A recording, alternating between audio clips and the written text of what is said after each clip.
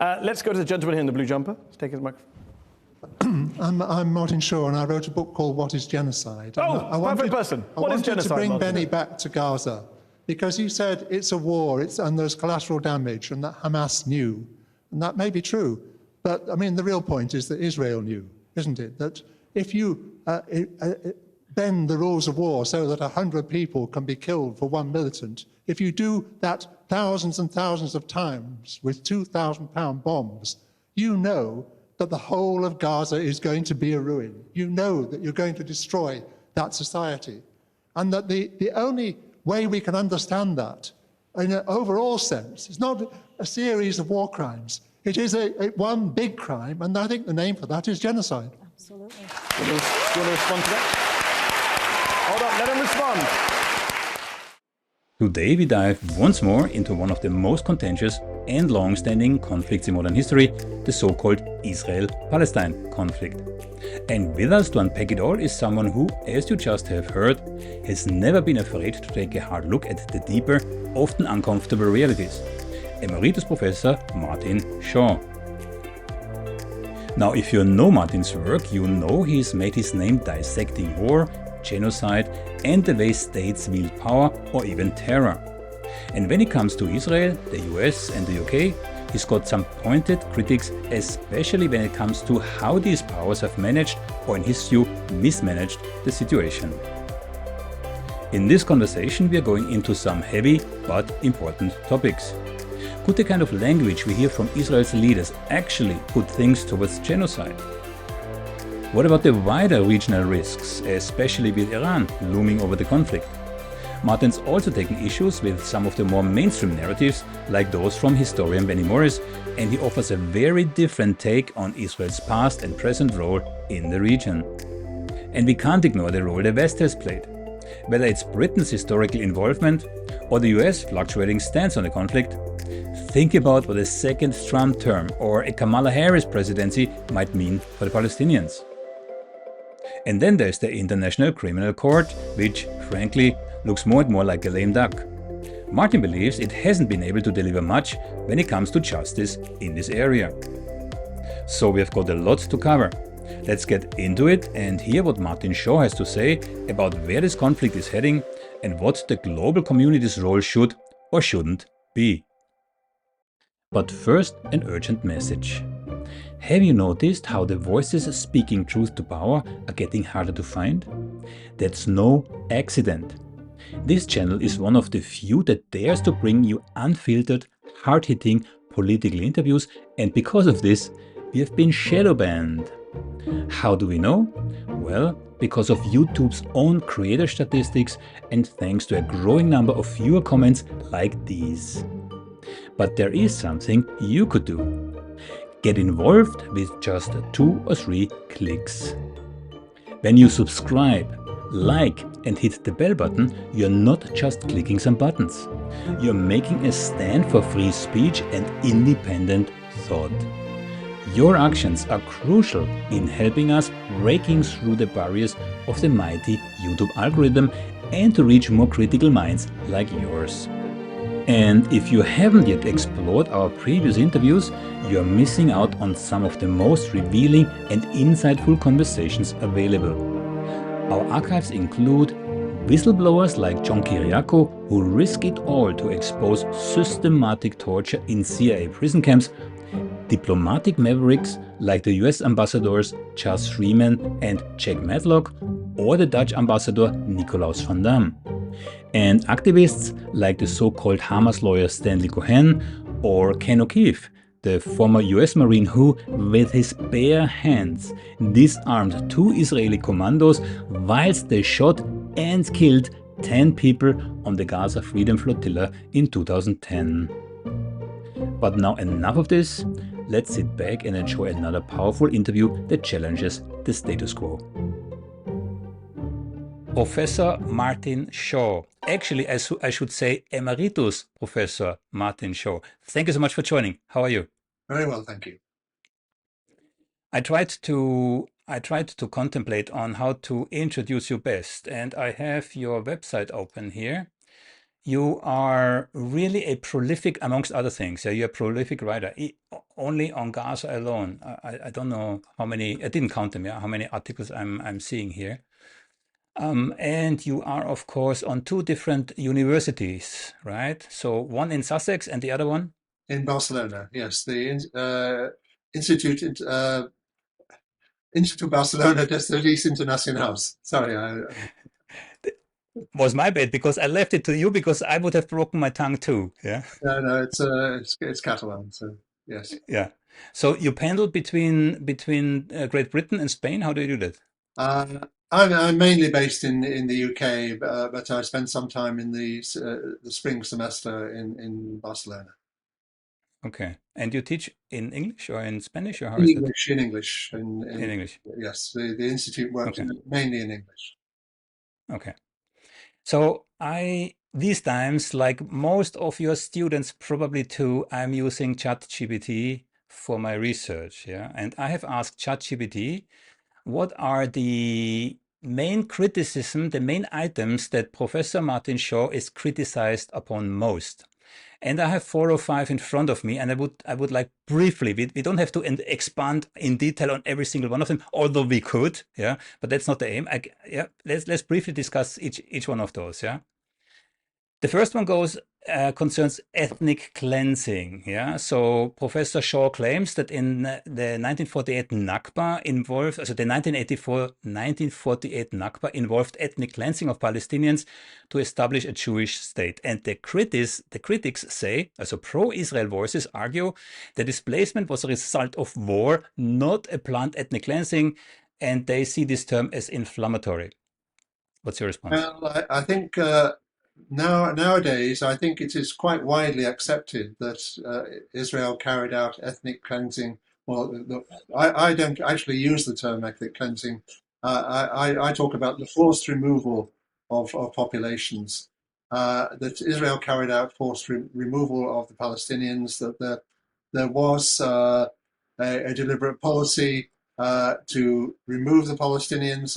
It's true that it was a complicated situation, and many Palestinians fled rather than being directly forced out. They fled, of course, partly because they knew about massacres and killings that had happened of Palestinians in other villages and towns, and so they fled before they could, before the Israelis reached them, and so the I think it's quite widely agreed now that there was an element of compulsion. Even my sources are serious Israeli historians like Benny Morris, who was one of the first to research this thoroughly in the 1980s, and so I think it is quite widely accepted. And of course, the key thing, really, in a way, that confirms that there was an intention to remove the Palestinians is the fact that after the war was over, the Israeli state, the new Israeli state, did not allow Palestinians to return to their homes. So they confirmed this, that they wanted the Palestinians gone. Yeah, I completely agree with you. I think there can be little doubt. I think 150 villages were completely destroyed. I myself interviewed two survivors of the village of Tantura. Both are still alive over the 90. Yeah, a male and a female. So I have the story from male and female perspective because the Israelis did different things to men and women. Yeah, so I think there can be no claim. There can be no dispute. So Benny Morris, we come in a second after this little exercise because I saw your little discussion on Mehdi Hassan's show with Benny Morris, and I interviewed Benny Morris, so I know him. Yeah, we come to that. Yeah. Yes. Good. The next one is concerns settler colonialism. Yeah. Also, Professor Shaw frames Zionism as settler colonialism, linking it to other colonial enterprises. And the critics say, supporters of Israel argue, Zionism reflects a return to an ancestral homeland, not a colonial project, and dismiss Shaw analogy as oversimplification. Well, actually, as it happens, I talk about Zionism in a more complicated way than I don't reduce it to settler colonialism. But it is, again, there is a very wide scholarly consensus that it, in some ways, fits the pattern of settler colonialism. I mean, in addition, I put it in the frame of exclusive nationalism, because the Zionist movement came out of Eastern Europe, and other nations in Eastern Europe were developing exclusive nationalist movements which forced other nationalities and groups out of their territories. And the idea of a Zionist homeland, in a sense, it fits that model of nationalism.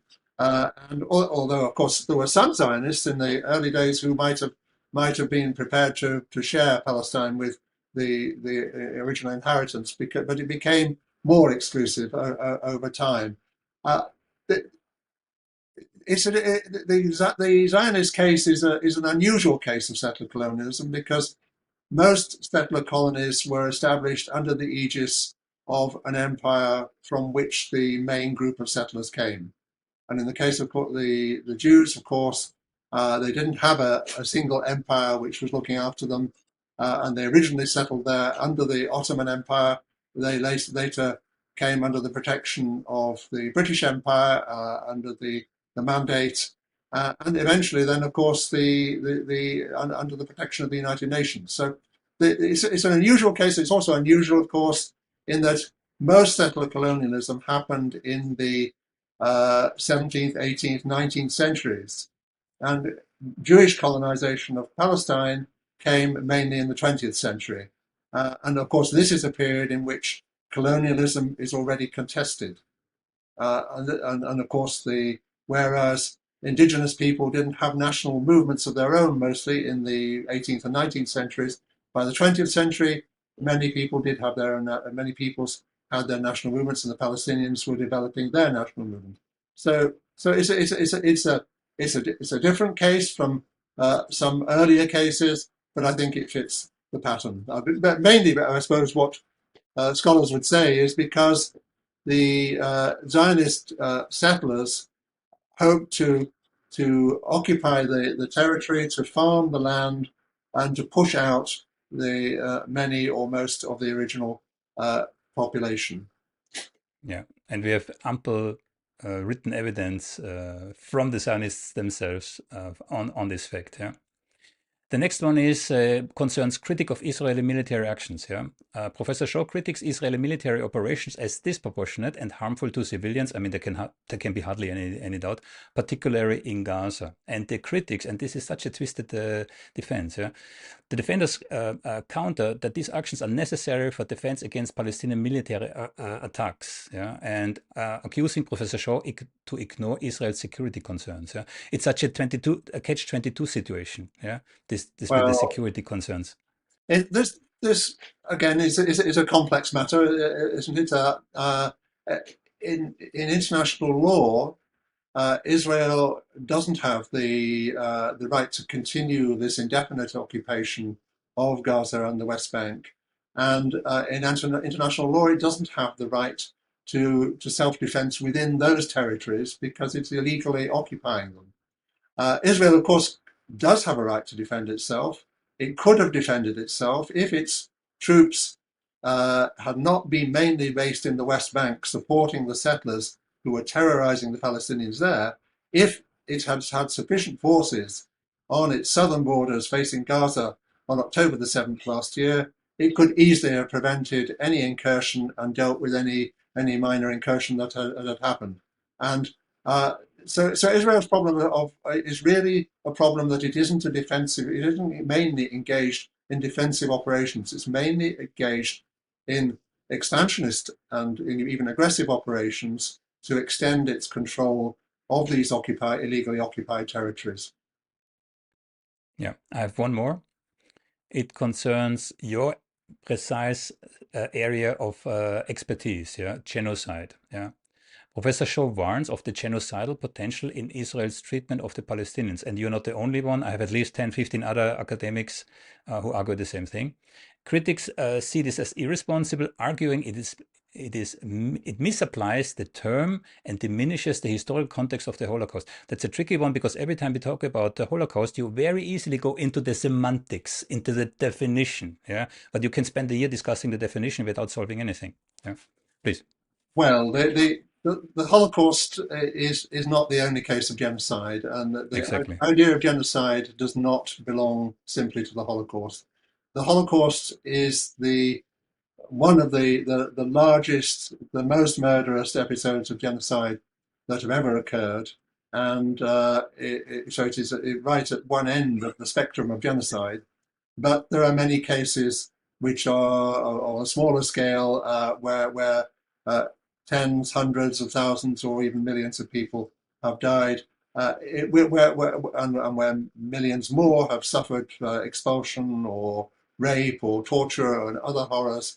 There are many cases in which the idea of genocide applies. The idea was developed not to provide a template based on the Holocaust, but to provide a general category for understanding extreme destructive violence against populations. That was, and of course, the originator of the idea of genocide, Raphael Lemkin, was himself Jewish. He was the one who pushed for this to become a crime, a specific crime in international law, as a general class of violence, and to apply this crime, this category, in many different cases. So applying it to Israel or Israel's actions does not diminish the Holocaust. It puts the actions of Israel in Gaza in a particular general category alongside other cases. I mean, in terms of the scale, in terms of the destructiveness, perhaps it is more, what Israel has been doing is more like, certainly the Nakba is much more like what the Bosnian Serbs did to the Bosnian Muslims than it is to what the Nazis did to the Jews. But we're talking about a general category here. Genocide, and there are many different, just like there are many different scales of war, many different types of war, there are many different types and scales of genocide. Yeah, and you said rightly that the Jewish genocide was not the first. Yeah, No. Armenia, for example, comes to mind. Where, if my information is correct, some Germans even learned what they later applied in the Holocaust of the Jewish Well, people. there are these connections. I mean, Armenia wasn't the first genocide. Armenia, the case of the Armenians, is the case which Lemkin was particularly thinking about when he first developed his ideas in this area before the Second World War, before the Nazi genocide. But when he started to apply the concept more generally and work backwards, and when other people started to use the concept to analyze what had happened in history, people generally came to the conclusion that genocide is a much older phenomenon. And even in modern times, there was much genocide in the European colonization of the non-Western world, long before the Holocaust, before even the Armenian genocide. And so we're looking at a category, an idea which has this wider historical explanation, potential and applicability, and that's the perspective we need to be thinking about. And the creation of Israel, contrary to what many people, which also I know, believe, the Holocaust has nothing to do with the creation of Israel. Yeah? The Balfour Declaration is from 1917. The Zionist project started in 1880. Yeah, so there is no direct correlation. I wouldn't agree that it has nothing to do with it. No, I think I think you're right that the origins of the Zionist movement and the Zionist push to colonize Palestine are much older. They go back to the end of the 19th century, and as I said, they were pursued under the aegis of the Ottoman Empire even before the British came along. So certainly true that that's an older project and it has other drivers. But then, of course, one of the big causes of the increase in Jewish colonization in Palestine, even before the Holocaust in the 1930s, was the persecution of the Jews by Nazi Germany. And then the Holocaust itself, and the fact that countries like the United States and the United Kingdom would not allow into their countries significant numbers of Jews. So many Jewish survivors of the Holocaust who wanted to escape from the countries where many of their fellow Jews had been massacred in the Second World War had very little choice but to come to Palestine. This was this was the option they were being offered. Of course, the Zionists, in a sense, took advantage of that to push their case for a separate state within Palestine. But it was a very powerful impact on the whole situation. I think we have to acknowledge that. Yeah. Noam Chomsky told me that he thinks that the very existence of Israel is the epitome of anti-Semitism.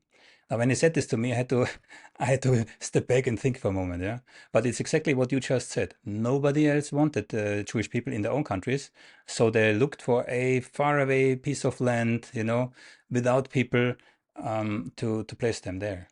Well, it's, I mean, as I said, I think we need to look at Zionism as a movement historically, partly in terms of the situation that the Jewish population were in Eastern Europe, in the Russian Empire, and other parts of Eastern Europe in the late 19th century, and the persecutions which Jews had suffered in European societies generally over hundreds of years. So in the late 19th century, one group of Jewish activists saw the solution in terms of their own national movement. There were other Jews, of course, who wanted to emigrate to the United States and did emigrate to the United States or other parts of Europe and became involved in secular political movements. But obviously, one expression of the Jewish situation in Eastern Europe was the emergence of the Jewish national movement, and there was not really much scope to create a Jewish state in Eastern Europe, and so they started to look elsewhere. And of course, as your Israeli critics who you found on through AI have told you, obviously there is this historic connection with Palestine, which as a religious and communal collection is important and should be respected, but it doesn't give them a right to force out the existing population. That's what I think is the nub of the. If we go now into the present, and maybe before we go to Mehdi Hassan and Benny Morris, yeah, I believe it was either, and I have to apologize to both of them. I'm not sure now. Either it was Professor Haim Rashid or it was Professor Omar Bartov. Both are also genocide studiers. Yeah, said to me there is you could have such a almost linear development in terms of what's happening in Gaza right now, leading to genocide. Yeah, so the first step is dehumanization, which we clearly see in Gaza. The second step is ethnic cleansing, which arguably we also see in Gaza. And then he said, okay, and then if you can't get rid of them, you kill them. Yeah. And again, I know it's very black and white, but from a distant observer like myself, it seems almost as if we are really on that track. And again, I don't want to go into the definition of genocide. Yeah? I want to keep this aside. Yeah? But that's from my perspective, that's a trajectory we might be on. How do you see this? Well, I think dehumanization of Palestinians has been going on for a very long time, and to some extent, of course, that exists the other way as well. That Jews are dehumanized, but that happens a lot. That happens in many different places, actually, to many different peoples. And we have racism in the Netherlands, in Britain, in every country where in which people are dehumanized. I think we're talking though about much more specific situations here. We have this long conflict.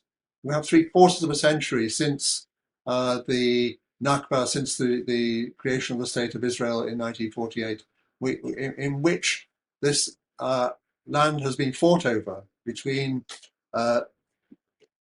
Israeli and Palestinian forces and Arab forces, and this has created this huge pressure. And the original Zionist project of colonizing the whole of Palestine has never completely gone away. And what we're seeing, I think, is the increasing return of that project especially in the far right in Israel, but the far right are in the government, and also, to a large extent, amongst quite a big section of the population, the idea of taking over the whole of Palestine. And so, so there has been a gradual, a piecemeal process in that direction over a very long period. Of course, in the case of Gaza, the Israelis withdrew from direct control or direct occupation, but remained in legal occupation because they still controlled the whole situation. And so we've had this constant set of wars between, particularly between Hamas and Israel, in which the Israeli responses have been very, very destructive. And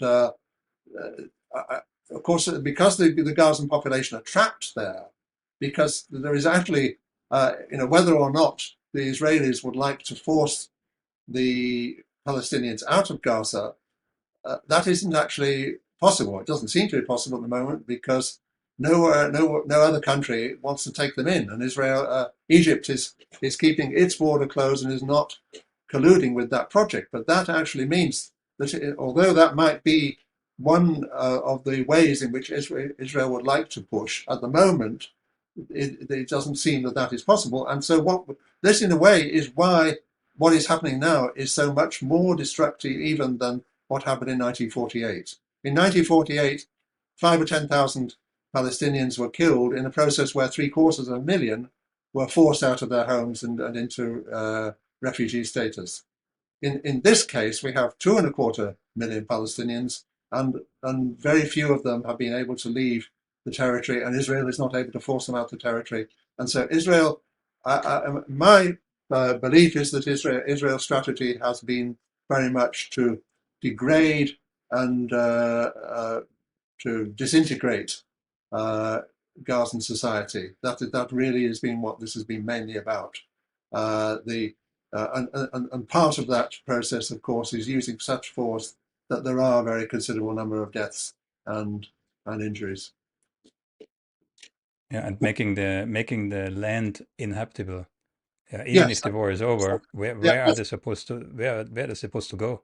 well, yes, and yes. What it means is that if the majority of the population do physically survive this war, they are going to be living in such miserable conditions and with so few prospects that Gazan society will not recover into to even what it was in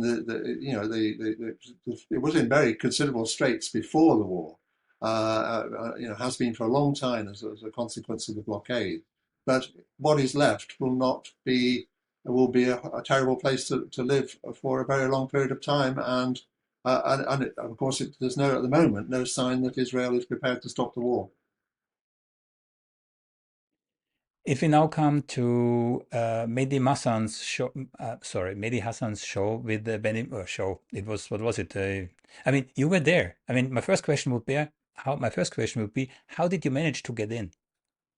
I was offered a ticket by Al Jazeera, and I thought it was could be an interesting occasion because Benny Morris, as you know, is a respected historian, but also a controversial figure, someone with whom I've had quite a lot of agreement, but also with whom I have quite a lot of disagreement. And Mehdi Hassan is a very smart interviewer, and I thought it would be an interesting occasion.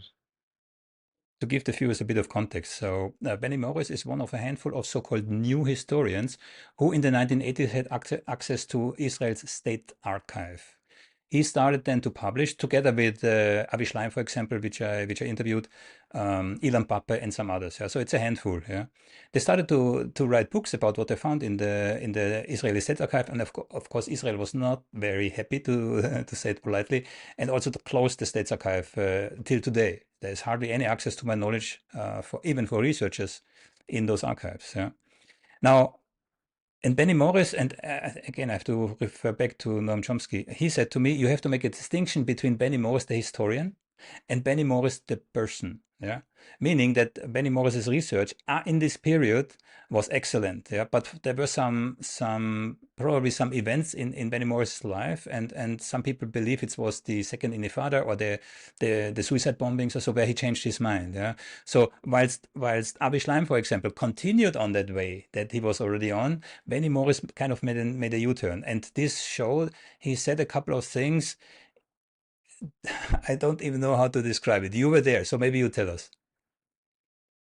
Well, I'm not sure I can really summarize what Morris said. I mean, I think his basic problem is that his fundamental commitment is to the state of Israel and the existence of the state of Israel, and in the end he is prepared to justify most of what Israel does, and certainly when it comes to the crucial events, he will criticize them on secondary issues, but he won't criticize them on the main thrust of the war, for example, in Gaza at the moment.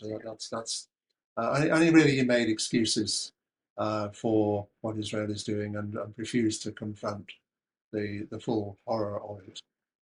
Yeah, he even goes against his own research, right? He kind of he tries to diminish his own research. Yeah? There was one paper, and it was published before I had interviewed him, where he kind of argued that Ben Gurion's greatest, also arguably, and I hope nobody nails me on the cross. I don't recall the exact phrasing, but something in the sense that Ben Gurion's greatest mistake was not to expel all the Arabs when he had the chance to, right? Mm. Yeah, he accepts, at least in the last 20 years or so, he has accepted fully the logic of the removal of Palestinians from. Yeah, and would you like to outline your exact arguments that you used on the show? Well, the context here was really about the war in Gaza, and Morris's claim that Israel should not be blamed for it because Hamas knew what they were doing when they, invaded Israel in October last year, and when they carried out the massacres. They knew that Israel would carry out the sort of revenge that it has committed. And my argument was very simple, that yes, that I think the Hamas did know that Israel would exact a terrible revenge, and everybody should have known because Israel had done these terrible onslaughts on Gaza before on several occasions, and thousands of people had died, civilians had died. So I think it made obvious sense that if you carry out a much more ambitious attack directly on civilians, as Hamas did, then there will be substantial casualties. So I didn't have a difficulty with that part of the argument.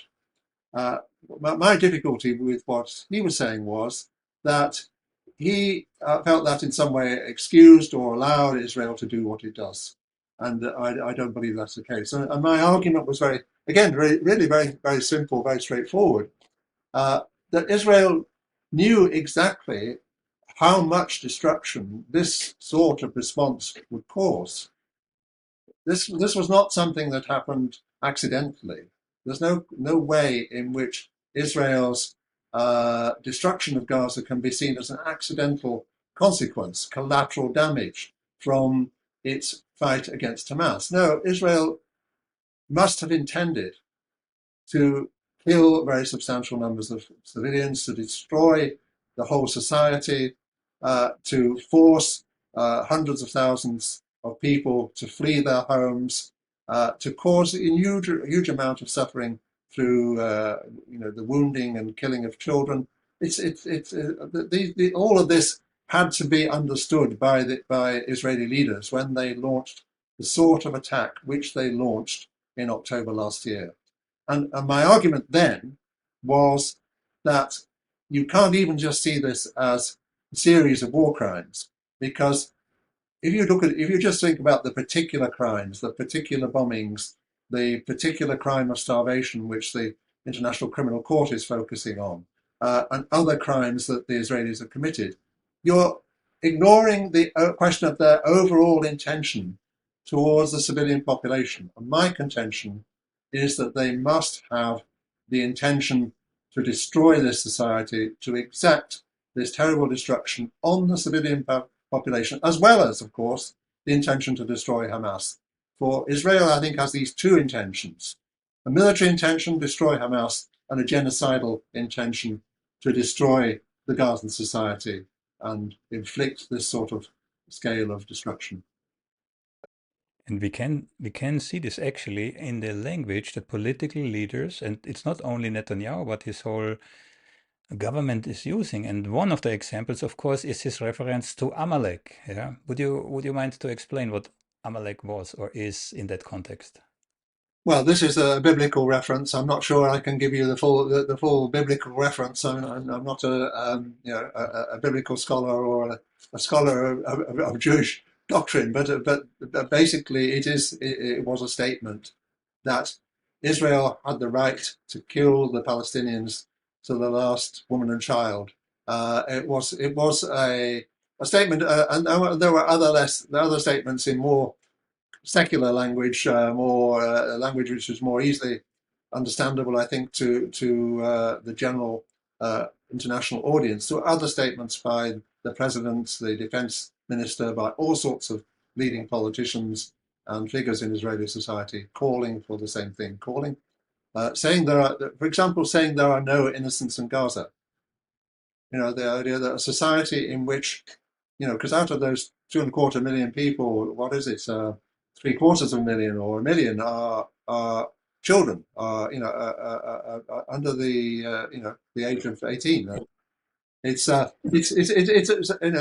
say that there are no innocents among all those hundreds of thousands of small children, among the 10 or 20,000 small children who have been killed, the tens more thousands of children who have been seriously maimed, suffered life-changing injuries, who have lost their parents and families.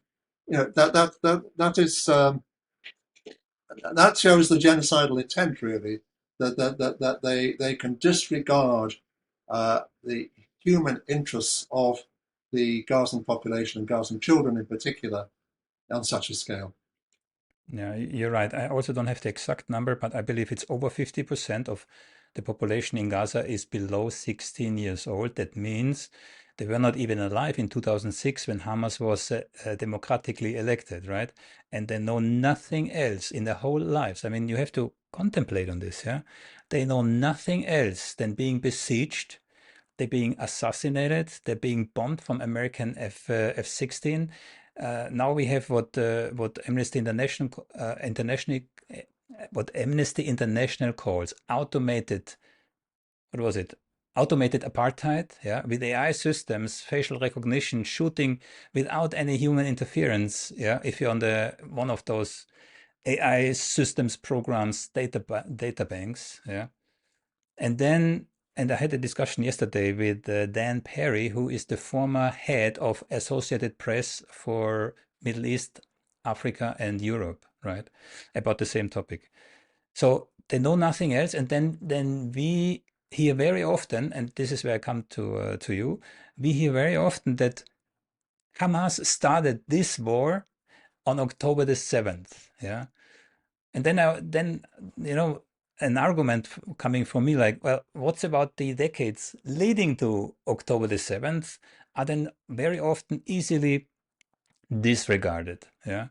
But I mean, I live here in the safety of the Netherlands. And Netherlands was occupied by the Germans. Yeah. So you would think the Dutch government has a bit more empathy for what's happening in Gaza, but that's not the case. Yeah. But coming back to my question, October the 7th is the cause for the war in Gaza. Well, you're right, obviously, to say that this conflict has been going on much longer. I mean, the Palestinians talk about a century of war against Palestine. That's Rashid Khalidi's title of his book. Very impressive history of the conflict. It's been going on for all this time, and the Palestinians have been on the receiving end. The Palestinians were on the receiving end of Zionist colonialism, but they were also discriminated against by the British and effectively by the international community more generally with the UN partition plan. And they have had now the 75 years of war and constant encroachments, the expulsions of Palestinians from the West Bank, from villages and areas in which they lived in the West Bank, in Jerusalem, in East Jerusalem. I mean, this has been going on for such a long time. And then, of course, this blockade of Gaza in the last 15 or whatever it is years, this which meant that the condition of the people in Gaza was already not great before October 7th. So yes, in that sense, that the war has been going on much longer, and it will go on further, I think, in other areas as well. But on the other hand, I would say that October the 7th is a very, very big step in the escalation of this conflict, and that Hamas's actions were particularly destructive in a way that was calculated to produce this sort of Israeli response. I'm not sure that Hamas knew exactly how successful they would be, exactly how the Israeli would respond, but they knew that they were attacking Israeli civilians on a large scale, and that they were prepared to carry out very significant massacres of civilians. I think that's a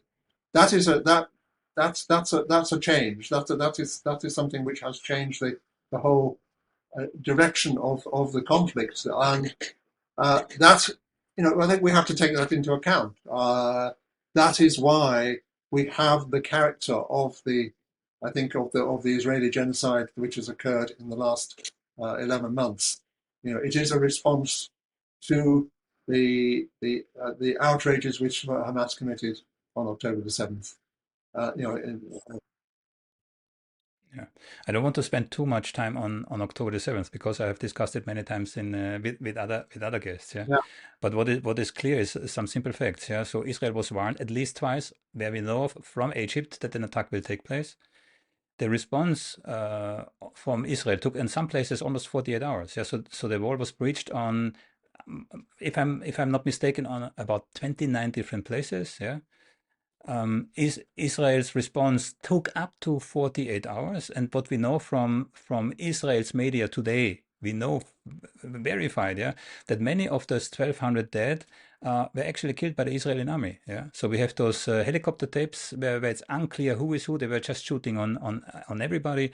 We have testimonies from Israel. We have testimonies from Israeli survivors which were attacked by their own tanks in their own kibbutz. Yeah, Of course. knowing that they communicated with the soldiers. Yeah, so we have the examples where people wrote on the wall, "Here are Israeli hostages," and still they were shot. Yeah, they were. No, that's very true. And of course, the Israeli forces are still killing hostages in Gaza today with their bombing, and we discover that some of the hostages who died have died as a result of the Israeli bombing. But that doesn't change the fact that Hamas entered southern Israel with the intention of carrying out atrocities against civilians, and I fully agree. and they may have succeeded beyond their original goals because they didn't think that the Israelis would be so complacent and so incapable of responding. But they had that intention, and I think that's a very important part of this situation, and this is why I think that we have the degree of trauma really in Israeli society, and the fact that the Israeli population as a whole, a very large proportion of the Israeli population, support the scale of atrocities which Israel is now inflicting. Seems to me it reflects decades, I suppose, of dehumanization of Palestinians, but it specifically reflects the nature of the atrocities that Hamas committed in October. We have this terrible exchange of atrocity, if you like. And of course, because the Israelis are far more powerful, they have inflicted the by far the largest atrocities and the total destruction of Gaza. And that's I call Hamas's killings of hundreds of people at the music festival, hundreds of people in the kibbutz in southern Israel, I call those genocidal massacres. They are massacres of Israeli Jews, and in fact other people who happen to be there, because they were Israelis. But what Israel is committing is a full-scale genocide of a whole territory, of the whole people of that territory, and the destruction and degradation of a whole society. So that's the difference in terms of genocide. Yeah. The unintended consequences of the war in Gaza is, of course, that the world opinion seems to turn more and more against Israel. Yeah? And I'm not talking about our Western world, where all our media are basically synchronized. Yeah? Our Western world, which is about 16% of the world population. I'm talking about the global South, right? So there we can hear clear words of warning and caution, which try to prevent a wider war. Yeah.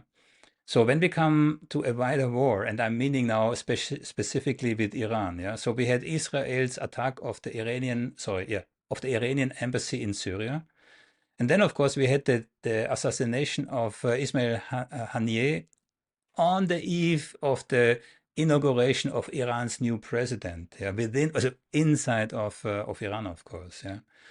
I mean, is there any other interpretation conceivable as that Israel really wants to provoke a wider war, especially tries to draw in the US, of course, which it needs to succeed?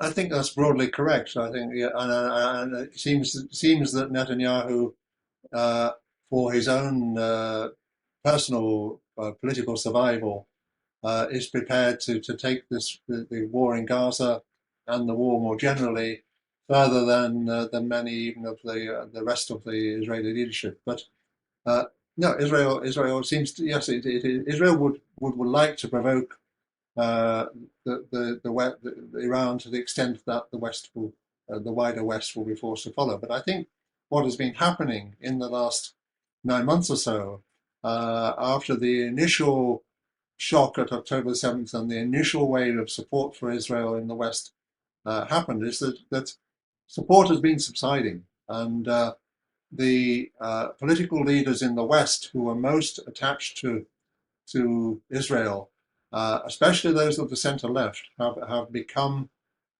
undermined by that. They have suffered from that, and it's quite possible that we will see President Trump again in Washington because of the effect of Biden's and Harris's support for Israel on the left vote in the states. It doesn't need to lose many left-wing voters to lose the election. So we have these huge possible consequences within the West, but you're right, of course, to say that that we have to look at the West here in the larger global context. And I think what is happening is that Western governments are allowing themselves to be very deeply undermined and discredited by their continuing support for Israel, by not taking a stronger stance, and in the case of some of them, even trying to undermine the attempts that are being made to hold Israel to account. So the ways in which Republican senators and congressmen in the United States and the German government and the former Conservative government in Britain uh, intervened to try and stop the International Criminal Court holding Netanyahu and Gallant to account for Israel crimes. I mean, that is undermining international law, but it's also undermining the credibility that the West has in the rest of the world, and it's undermining, particularly, I think, the cause of Ukraine, which really should be seen alongside the cause of the Palestinians, but which has been separated by Western leaders. You know, the West has behaved in an inconsistent and a hypocritical way, which has supported Ukraine against its occupation by Russia, but not supported the Palestinians against their occupation by Israel, and is supporting this terrible genocide in Gaza. Yeah, I had a quote here somewhere, but unfortunately I deleted it. I had a Twitter tweet from Ursula von der Leyen, right, where she says cutting off electricity and water and bombing hospitals are war crimes. But she meant it, of course, against the Russians, yeah, in Ukraine, yeah, but not a word in regards to Israel, where she had this anniversary speech of our shared values, yeah. And then people were asking what shared values. If you look in what's happening in Israel right now, where are the shared values here? Yeah? We don't have genocidal shared values with Israel, we as the European community, right? Yeah, I think that's right, and I think that this is a problem for everybody in the West who does care about preventing genocide, who cares about human rights, who cares about democracy, who cares about the possibility of world peace. I think it's a question for all of us really to try and find a way of overcoming this hypocrisy of our political leaders and the way in which they are supporting this completely unsupportable action of Israel in Gaza. Yeah.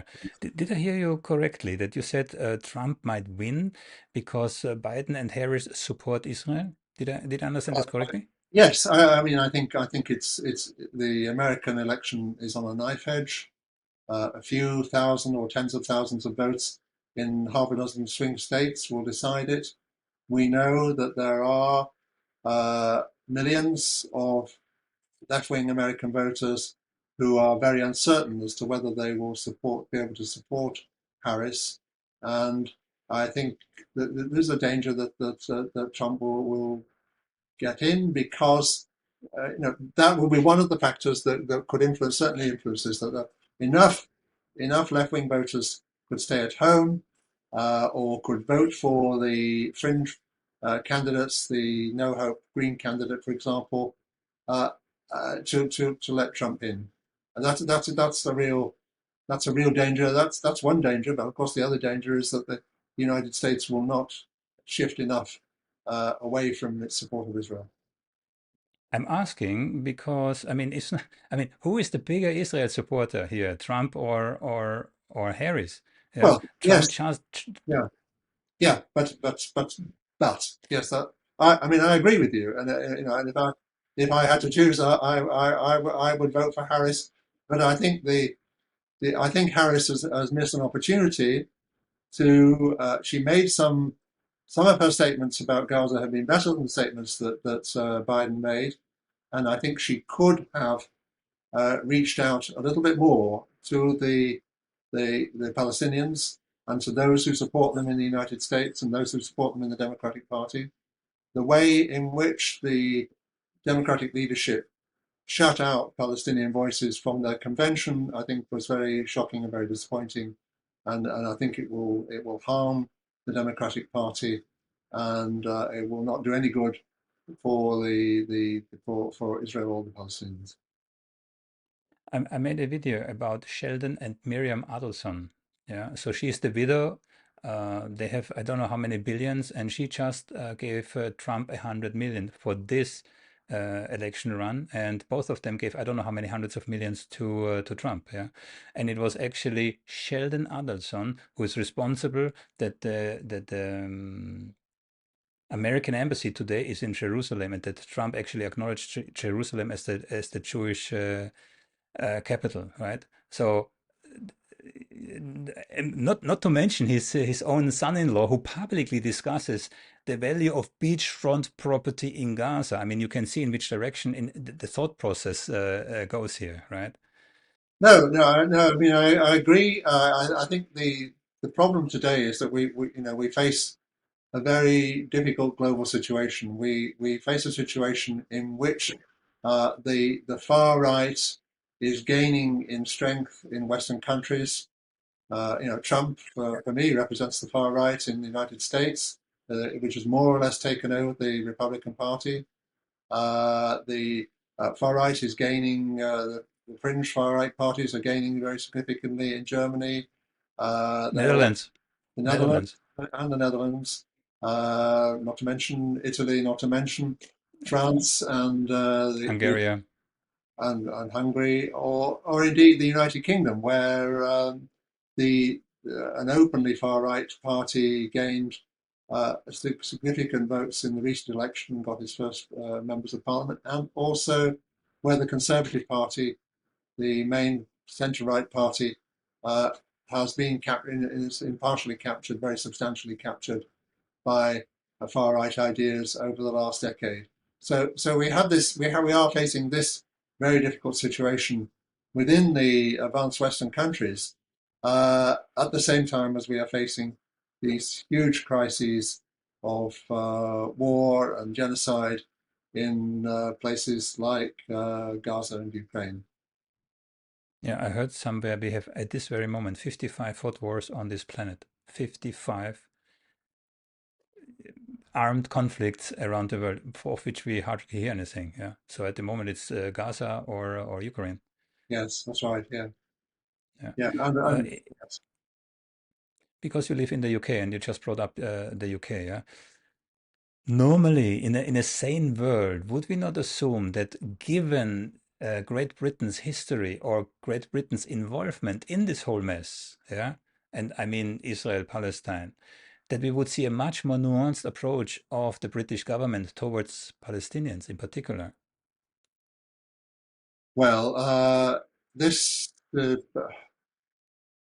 mean, obviously, we have the same situation in Britain that we have in many Western countries, that the main centre left and centre right parties have long been captured by pro-Israeli interests and have uh, really not been able to get past the sense of responsibility for indirect responsibility or direct responsibility for the Holocaust.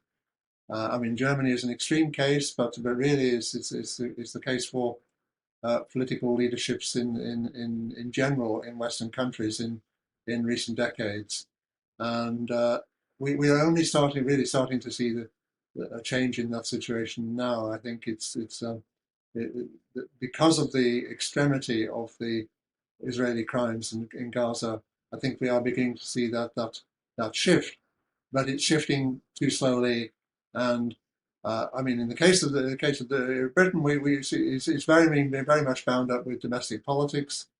The right, as in the United States, the right has pitched itself as the main defender of the Israeli cause, and the left, the main centre-left party, the Labour Party, which was criticised because of the influence of anti-Semitism among some of its supporters only a few years ago, has felt under extreme pressure to be as pro-Israeli as the Conservatives, so as not to open themselves up to uh, political criticism before the recent election. Of course, what has happened as a result of this is that they have compromised their position with the left and with the Muslim population. With a large section of the population who are sympathetic to the plight of people in third world countries who suffer from exploitation and oppression, and who see the Palestinians as the prime example of this.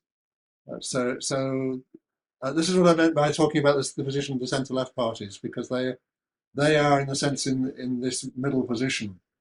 They have historic pro-Israel commitments, but they also have electorates which expect them to respond to inequality and oppression in the third world, and in this situation are increasingly pro-Palestinian, and so they are balancing. And then we have seen it with the British Labour government, which has taken some steps. It has made some restrictions on arms sales to Israel.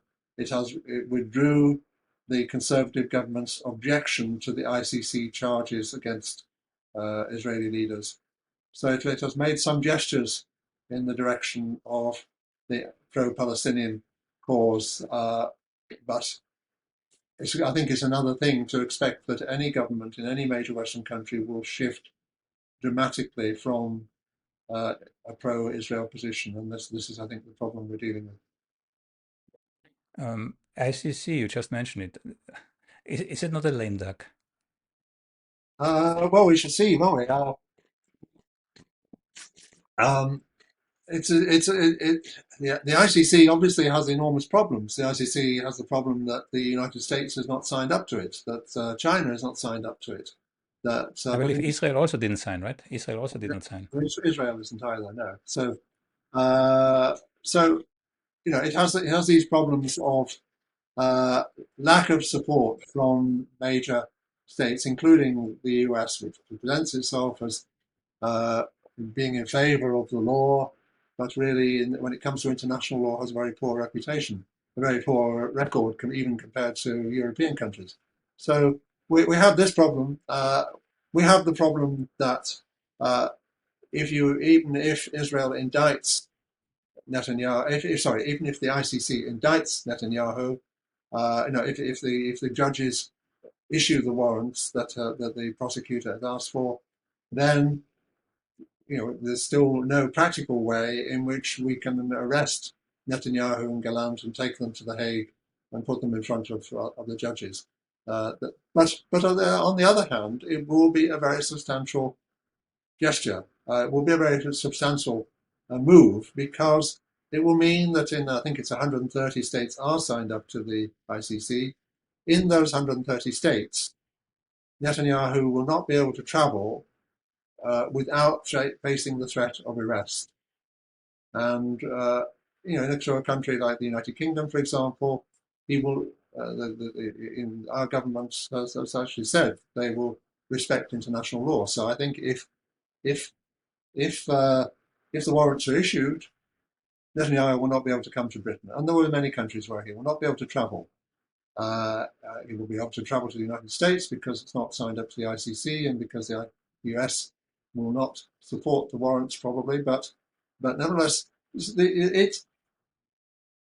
international law cannot solve all our problems by itself. And no court, however good the prosecutor, however appropriate the charges, can really resolve the problem of powerful governments which are determined to behave in a genocidal way, or determined to carry out destructive wars against populations. So that's we won't stop it just through international law, but international law, I think, can play a part in this, and it is one of the small signs of hope I think we've had in the last year is the way in which both the International Court of Justice and the International Criminal Court have addressed the Gaza question, and especially in the case of the ICC, I think went further than some people were expecting. And I think there is concern in Israel because otherwise the head of Mossad himself would not have threatened the head of what was it, ICC or ICG, yeah, threatened her family, yeah, the safety of her family, if she wouldn't, comply to what the head of Mossad requested from her. You know that story? Yes, yes, indeed. I think this is right. I think Israel must be worried. I think Israeli leaders must be concerned because there has been a shift in not only in world opinion but in Western public opinion as well, and it is beginning to have effects on governments. And the international law may be weaker than it should be, but it is not completely impotent, and it does have some significance. And I think all these things together are increasing the pressure on Israel. Uh, you might wonder, really, in a way, whether Israeli leaders would not have considered, given their location, given the ramifications of this conflict, which they have been in now for all these decades, that it wouldn't be better to try and find some sort of solution which recognised the, just demands of Palestinians and engage in some sort of peace. And I think the fact that they haven't, and that the fact that their politics has pushed them in ever more extreme directions, is really quite threatening to the state of Israel. I think you see the divisions in Jewish opinion internationally. Whereas 10, 15 years ago, Jews in most parts of the world were very supportive of Israel, and although they might have some criticisms, there was no fundamental division over Israel. There are now very substantial Jewish constituencies in every country where there's a big Jewish population who are very, very critical of Israel. And many of them are marching in the streets with the Palestinian supporters. Even within Israel, yeah. The last. Well, yes, in Israel, I think, yeah, but in Israel, we have a lot of opposition to the government. We have a lot of people who believe that they should make peace and in order to allow the hostages to be returned. And I think those are very important developments. But on the other hand, I think we only have a very small minority who recognize the full horror of what Israel has done to Gaza and who are really acting in solidarity with the Palestinians. I mean, it's a very important minority, and I think they're very courageous, and I think they do deserve support, but they do not at the moment influence the majority of the population, I think. Professor, we are approaching the top of the hour. You were very gracious with your time, but one last question. Did we omit to cover something that's close to your heart? Is there any other topic that you would like to address? Well, I suppose because you've kept pushing me away from definitional questions of genocide, I think I would like to say that the idea of genocide is an important one here, because the idea of genocide enables us to focus on the intentional destruction of a population as a particular crime. And I think it goes back to really what I was saying before about when you asked me about my answer to Benny Morris, that genocide is a way of talking about the overall policy of, in this case, Israel towards the Palestinians in Gaza. It's a way of getting beyond the questions of this action that they did or that action to talk about what are they trying to do overall.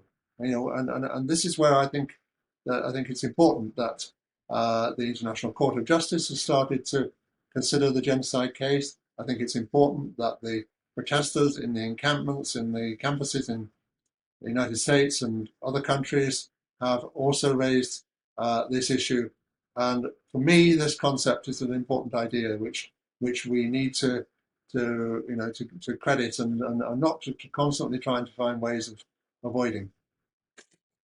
So in your I cannot avoid asking you now, of course. So in your opinion, your personal opinion, are we talking about genocide here or not?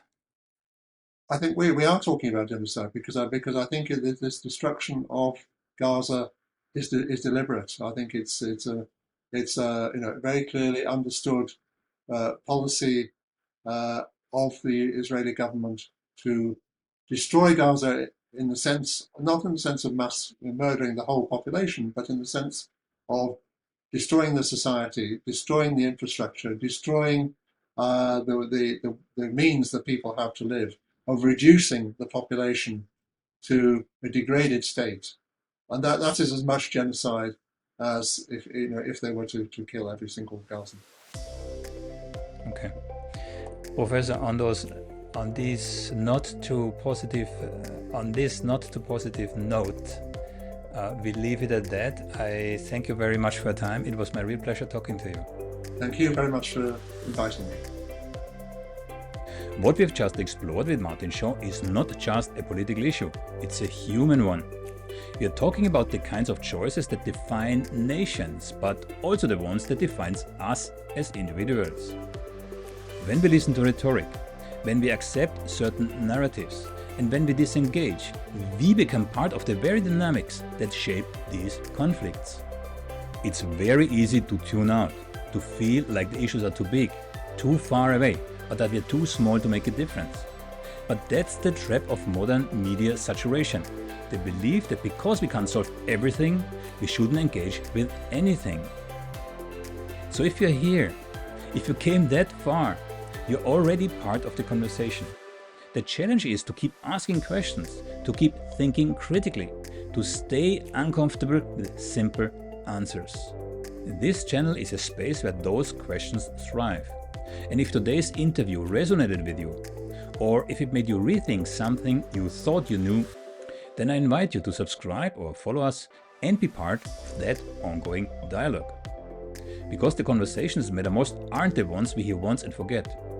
They are the ones we revisit, debate and live with.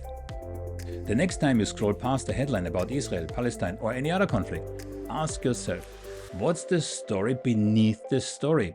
Why is it published? Or better even, ask yourself, why is it published now? And then come back here where we will be unpacking it all together.